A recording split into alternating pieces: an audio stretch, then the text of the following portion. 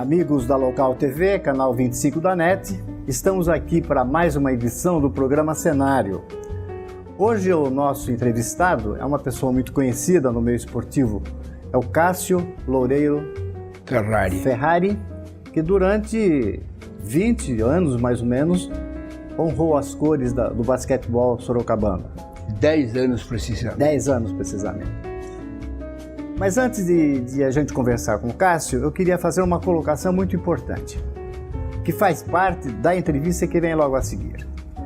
No século passado, século XIX, lá por volta de 1860, Sorocaba era um grande centro de cervejaria. Nós tínhamos pelo menos meia dúzia de fábricas de cerveja, o que era muito para uma cidade de 20 mil habitantes. E isso por quê? Porque essa história de ter cerveja, tanta cerveja numa cidade, num país da pinga, né? Então a explicação para Sorocaba é essa. A imigração, a corrente imigratória alemã em Sorocaba era muito grande em função da Fazenda Ipanema. Então esses alemães que chegaram aqui com o vício, com o hábito de tomar cerveja, acabaram fazendo as fábricas de cervejaria. Então, em função dessa história, eu pergunto ao Cássio, Sorocaba na década de 40, de 50, de 60, foi o celeiro do basquetebol brasileiro, paulista e brasileiro. A que se deve essa tradição? Como é que nasceu essa tradição? É uma pergunta que me fazem, eu estou passando a bola para você.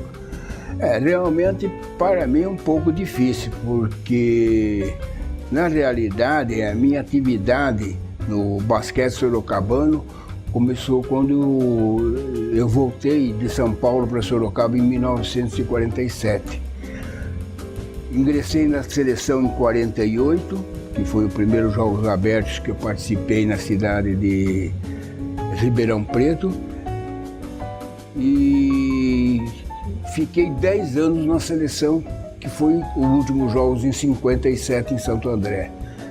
Cássio, quando você começa a jogar basquete, o senhor começou inspirado no quê? Já tinha gente jogando? Já tinha quadras na cidade? Como que era quando você começa?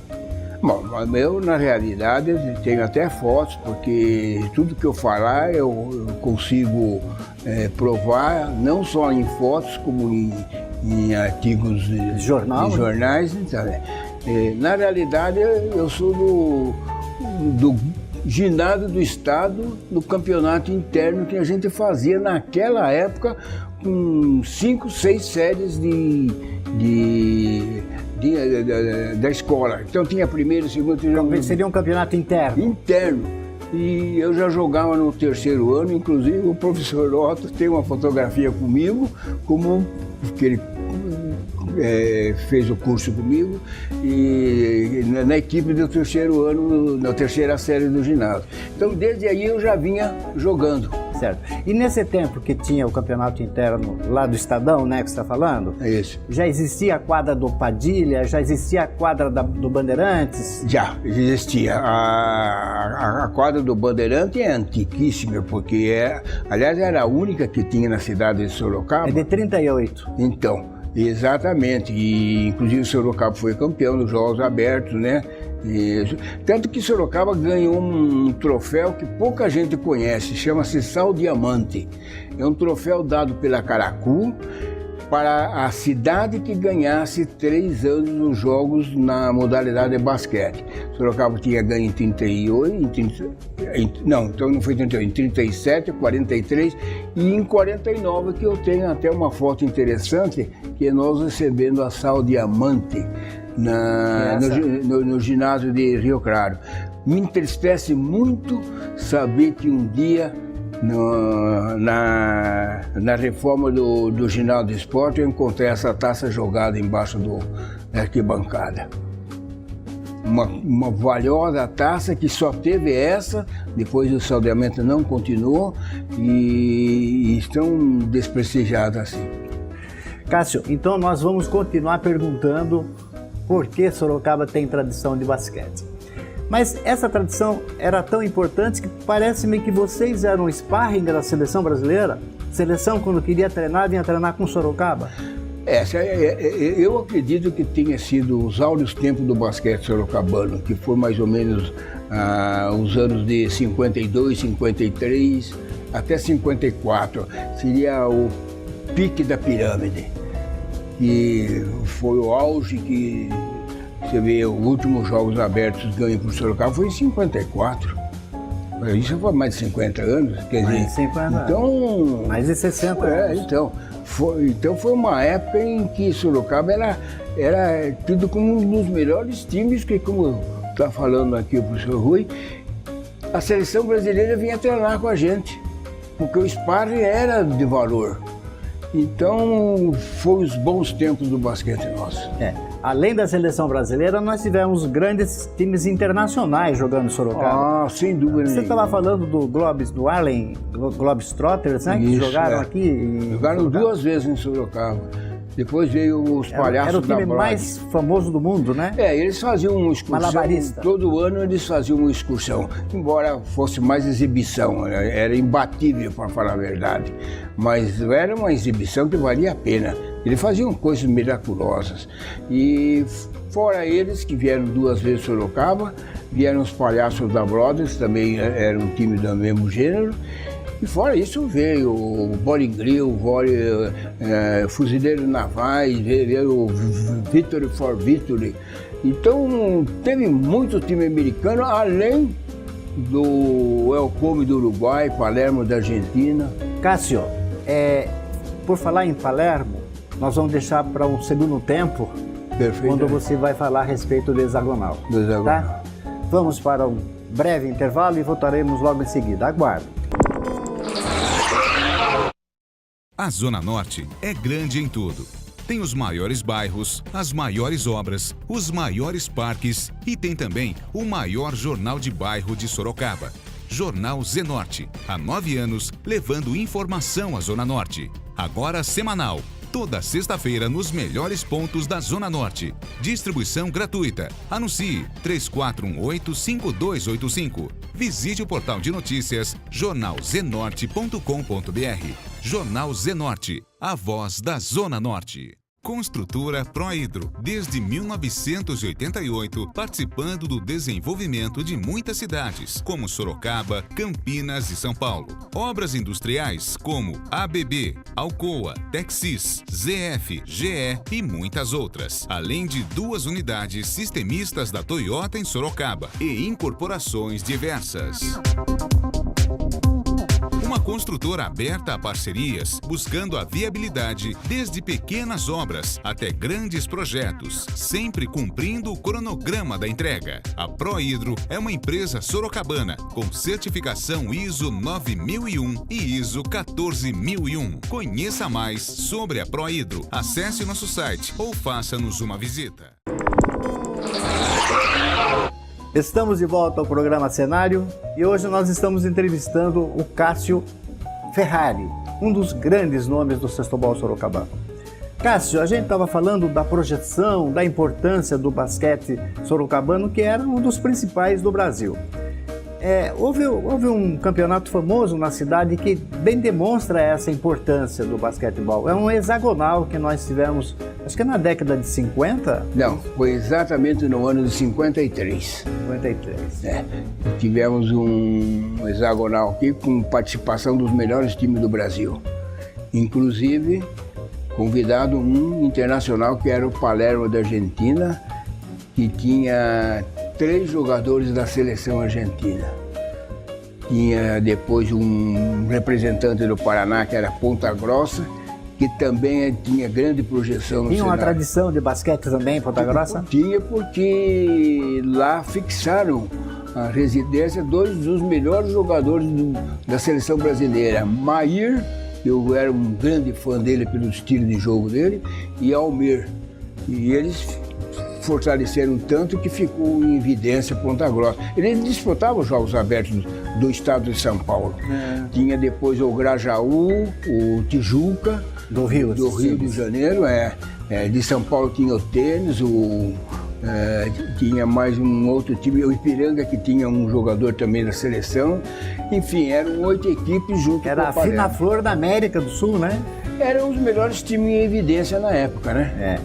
E quem ganhou esse hexagonal? Então, foi uma partida memorável. Foram até no fim, né, o último jogo que foi Sorocaba e Palermo, que foi a primeira vitória internacional de um time de Sorocaba. Foi a decisão? Foi a decisão, foi a última partida. Quebrou um pau que Deus me livre. Tinha aquele sargento Amado, famoso aqui em Sorocaba. Ele liderou aquela assistência e queriam bater nos gringos lá e a gente queria defender os gringos e tudo. E o bonito é que no dia seguinte almoçamos tudo junto. Cássio, na história de... Quando você conta a história do basquete, eu já ouvi você falando várias vezes, você diz o seguinte: hoje, no Brasil, aqui em Sorocaba, todo mundo fala de jogador americano que veio reforçar essa equipe, que veio reforçar outra equipe. Sorocaba, na década de 40, já tinha jogador americano no time? Não era bem de 40, porque na realidade o time de Sorocaba teve a entrada de um americano, mas em 49. Sim. E era uma história interessante, porque a religião mórmon naquele ano estava fazendo a sua divulgação no mundo. E tinham escolhido o Brasil como início da implantação da religião mórmon, que é Igreja de Jesus Cristo dos Santos dos Últimos Dias.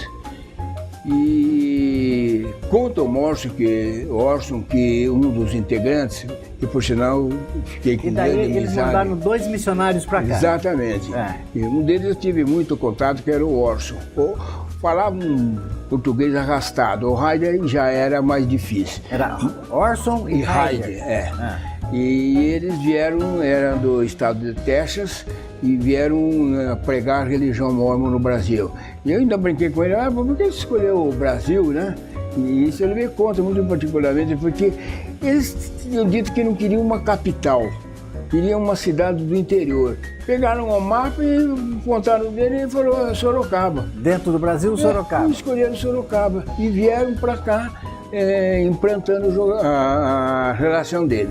Como o Orson gostava muito do basquete, a gente treinava na quadra Bandeirante e ele passava lá e ficava olhando, Um dia ele falou se podia bater bola com a gente.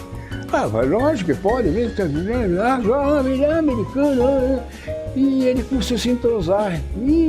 Os dois? Os dois, Um era medíocre, não dava. Tão medíocre que na seleção para ir para os Jogos Abertos ele nem foi classificado. Quer dizer, um não era bom de bola.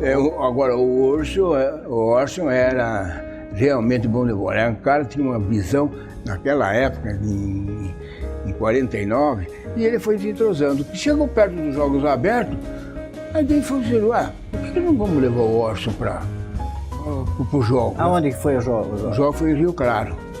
E Rio Claro montou um timaço, porque naquela época era praxe, como o basquete era a modalidade mais evidente nos jogos, era praxe para ficar até o fim do jogo, a semana toda, montarem um time com gente boa para ganhar o campeonato. Então era tradição, a cidade ganhava, a cidade sempre ganhava.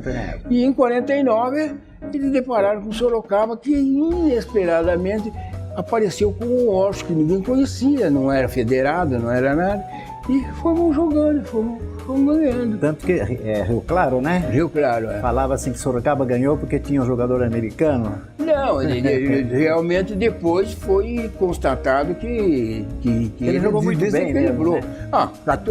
Era 30 pontos, 14, 15 era dele. Tinha uma visão de cesta muito bom.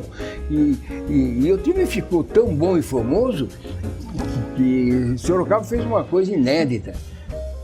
Era tão fanático o Sorocaba que 30 carros na tarde do jogo do Júnior fizeram passeata da vitória. É um absurdo isso. Naquela época em que a cidade sede era funk favorita, e nós falamos, não faça uma coisa dessa, a gente tinha medo. E realizamos uma partida que foi... Mas 30 carros de Sorocaba estavam lá em Rio Claro? Lá em Rio Claro, e cantando, até hoje eu me lembro das músicas que cantava. Ó Sorocaba, tu tem que vencer, jogos abertos do interior. Era tradicional isso em Sorocaba, era uma torcida fanática, tinha coro mesmo. E o Washington jogando, só que teve aquele detalhe que eu comento muito, né? Quer dizer, ninguém esperava um americano, só que ele era da religião mórmon. E chegou meia-noite, virou o primeiro tempo, ele falou, agora eu não jogo mais porque a minha religião não permite. Aí foi aquele bafafá, como no vestiário, mas como, final, jogo equilibrado, não pode, não sei o quê. Aí alguém inventou de atrasar o relógio e convencemos ele para jogar, e ele jogou, no fim ele até gostou. E levantamos pela primeira vez. Estou mexendo no relógio. Atrasamos tudo dele que estava errado, os outros tudo estava certo. E foi até gozado, porque ele, naquele momento de auge, ele assistindo, jogando, fazendo, né? E aí ele participou, ganhamos o jogo e foi uma maravilha. E ganhamos aquele troféu que eu falei para você, que é o Sal Diamante, que eu tenho uma fotografia bonita, nós recebendo ele, quase o tamanho de uma pessoa, o tamanho do troféu, uma judiação. Cássio, parece-me que você manteve relacionamento com essa... Exatamente, depois que eles tinham um estágio de 2 anos aqui no Brasil. E quando ele foi embora foi uma tristeza, porque ele se entrosou tão bem, estava angariando até jogadores para ir para a religião deles, tudo, né? Aí um dia ele se despediu e foi embora. Eu mantive ainda umas 2 vezes ou mais uma correspondência com ele, contando se tinha continuado. Ele perguntava muito do time e tudo, sabe? Aí um dia parou. E eu tristemente recebi, eu acho que a irmã dele, eu não tenho... Olha, eu até agradeço a TV local de me dar essa oportunidade de contar fatos de 65 anos passados. Foi a época em que ele esteve jogando no Brasil. Sim. E aí eu soube que ele tinha falecido na Guerra do Vietnã, tanto ele como o Raide. Ele era universitário, o Raide era agricultor. Cássio, vamos para um intervalo e voltamos com novas histórias. Perfeitamente. Vamos para mais um intervalo e voltamos logo em seguida. Aguardem.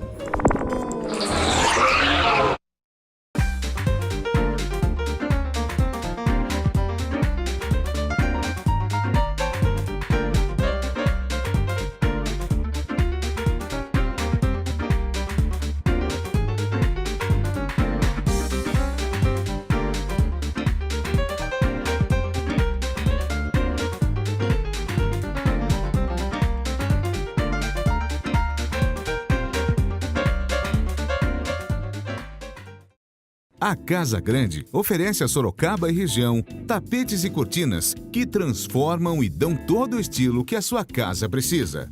São tapetes de todo o mundo, cortinas e persianas em diversos modelos e papéis de parede exclusivos. Tudo para a sua casa ficar ainda mais bela. Conheça a nossa loja ou agende uma visita em sua casa, na Avenida Barão de Tatuí, 1011, Sorocaba, no telefone 3346-4193. Estamos de volta ao programa Cenário, que hoje está ouvindo histórias deliciosas do Cássio Loureiro Ferrari, que fez parte de um grande momento do basquetebol sorocabano. Cássio, eu sei que você viveu momentos assim incríveis no basquete, vitórias e até derrotas, mas que tem um episódio de Ribeirão Preto que é muito interessante. Quando Sorocaba abandona, como sinal de protesto, Sorocaba abandona os Jogos Abertos de Ribeirão Preto. Como aconteceu isso? Bom, em 52, Sorocaba estava na fase de transição do basquete. Tinha parado de jogar aquele que a gente chamava de a Quinela de Ouro. Quinela de Ouro era um time quase que imbatível de veteranos de Sorocaba. Jogava Reinaldo, Hélio Pasqualic. Depois jogava Didi, Sete Belo e Campineiro. era um time que entrava jogando e terminava jogando. Porque eu era banco naquela época, eu só entrava se estivesse ganhando de muito ponto na frente ou então perdendo. Esse quinteto ficava em quadra. Mas era imbatível, era que nem era de ouro. Então, na transição que eles saíram em 51, entrou em 52. E felizmente, na época, nós tínhamos o Scarpa, um time bem de jovem, que estava sobressaindo muito. Inclusive, ganhou o troféu Bandeirante, que nunca tinha ganho por Sorocaba e nos bons tempos do sorocabano. E Sorocaba estava com um time famoso. E aí aconteceu o que eu sempre relato, a fatalidade. Naquela época não tinha essa classificação de primeira divisão, segunda divisão. Em Ribeirão Preto, em 1952, era sorteio no cinema da cidade, porque era muita modalidade. Naquela época, por exemplo, teve 108 equipes disputando o basquete nessa modalidade. E não formavam cabeça de chave, nada? Não tinha nada. Era um bolo disso. só. Era mata-mata e punha as pedrinhas na cumbuca com o nome da cidade e ia tirando o sorteio, ia tirando. E sabe o que aconteceu? A fatalidade. Sorocaba, numa evidência tremenda no cenário esportivo do Brasil, e Ribeirão Preto, cidade sede, montando uma equipe enorme, inclusive com o jogador vindo do sul-americano, que era o Thales Monteiro. O sorteio foi tão fatídico que as últimas duas pedras da cumbuca lá saiu Sorocaba e Ribeirão Preto. A manchete no jornal era final dos Jogos Abertos. Final antecipado. Antecipada dos Jogos Abertos, é. E foi que 6 horas da tarde já estava lotada a Cava do Bosque, que foi o ginásio que foi inaugurado naquela época. E o jogo se realizou numa disputa tremenda e a ponto de que a torcida fanática não estava acreditando que iam perder o jogo. Quando chegou 2 minutos e meio para terminar, para cá 45-45, houve um lance em que eu recebi a falta do Thales Monteiro e ele era desclassificado.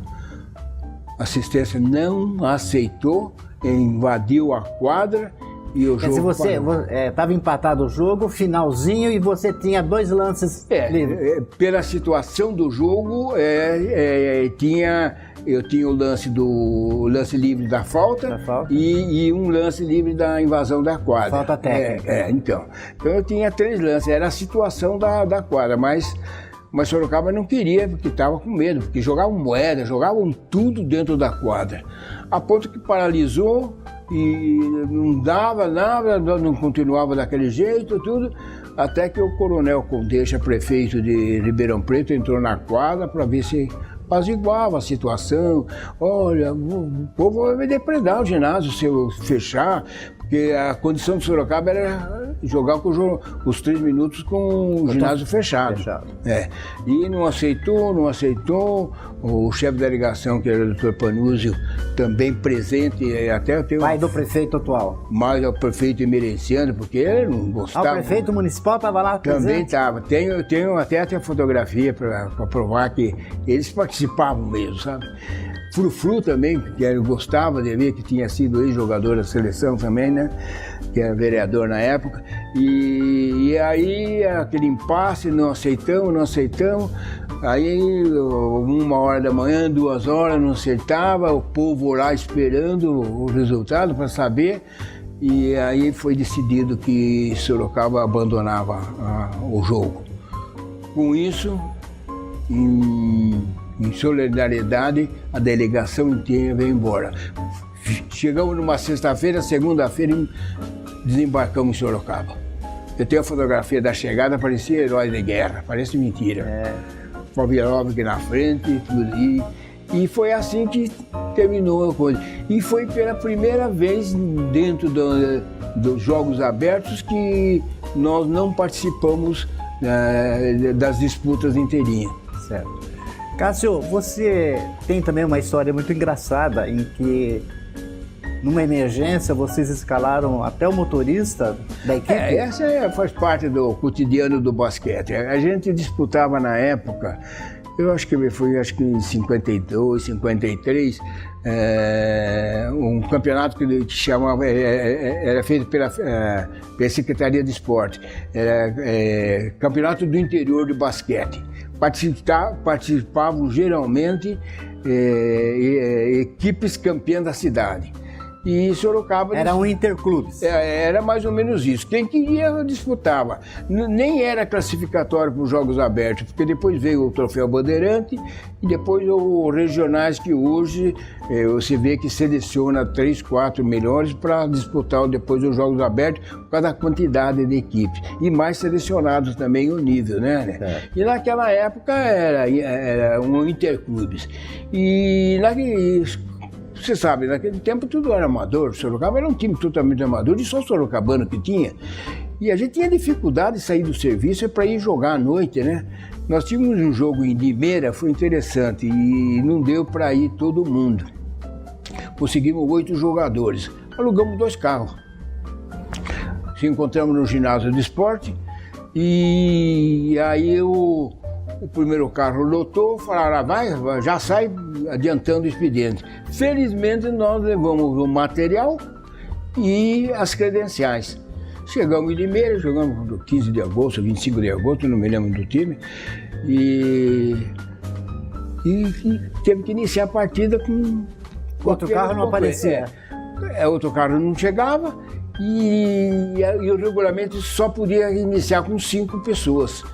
E nós não tinha 4 jogadores e um motorista. Aí ele lembrou, falou, o motorista é o Zico Focassi, ele joga na escola de comércio, ele não é ruim. Atual Ozzy. Atual Ozzy, Ele não é ruim, né? Mas não é seleção, mas dá pra quebrar o galho. Aí pegamos a carteirinha do Nilson Moraes, que foi diretor de ensino, Nilson Moraes. Um jogador mais ou menos, gostava de basquete. E trocamos e ele entrou como Nilson Moraes. Jogou, não comprometeu, não participava da jogada e nós mantivemos o equilíbrio no jogo até que no intervalo chegou o segundo carro. Aí chegou o Campos Pinheiro. Segundo carro, segundo tempo. Segundo tempo, e Campos Pinheiro chegou um nível um pouco melhor e ganhamos fácil. Nunca ninguém ficou sabendo disso. Cássio, muito obrigado pela sua presença aqui na Local TV. As histórias que você contou foram incríveis e vão passar hoje para as futuras gerações que pouco conhecem desse momento importante do basquetebol em Sorocaba. Basquetebol masculino num período que vai até a década de 50, 60, que você contou, Isso. E depois dá sequência o basquetebol feminino, que durante muito tempo também projetou Sorocaba. Perfeitamente. Cássio, muito obrigado pela sua participação. Eu gostaria de agradecer a TV Local aí pela essa oportunidade de falar para essa nova geração o que foi o basquete do passado.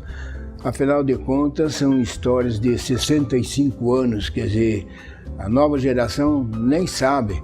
Eu de vez em quando brinco com a minha família, essa pessoa nem sabe que eu joguei basquete, porque é outra geração. E tomara que continue Sorocaba com esse